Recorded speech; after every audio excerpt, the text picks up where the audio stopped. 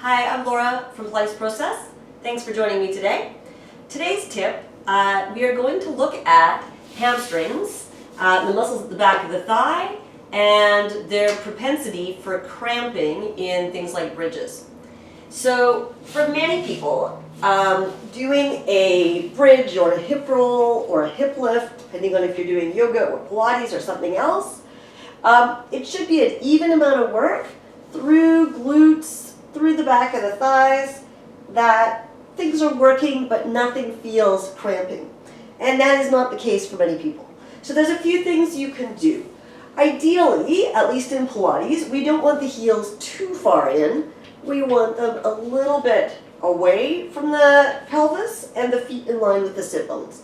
That's the ideal for doing hip rolls or hip lift when we go straight up with two legs and or one leg. However, if you can't get out of the hamstring cramp, often it will be a little bit easier if the feet come a little closer towards the seat and a little bit wider, at least temporarily, until that no longer happens. And the other thing we can do is make sure that there's no hamstring tightness, that they're not already active before you press up. So the order of operations matters here. Check in. Sometimes if the hamstrings habitually cramp, you won't even notice that they're already on. So part one, relax the hamstrings.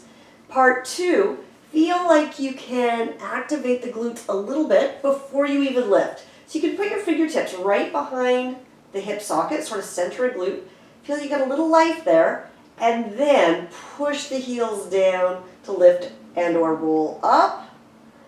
See if you can feel like there's more work coming from the glute in that point.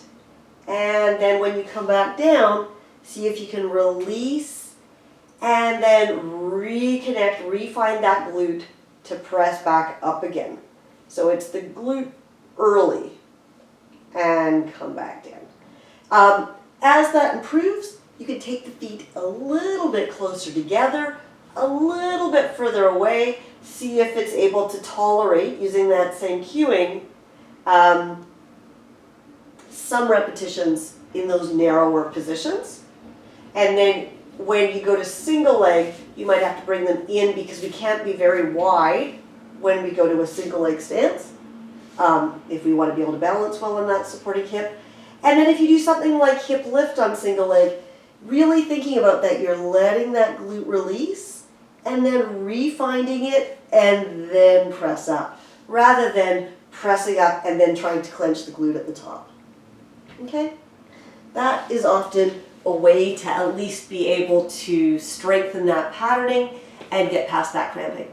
Hope it's helpful.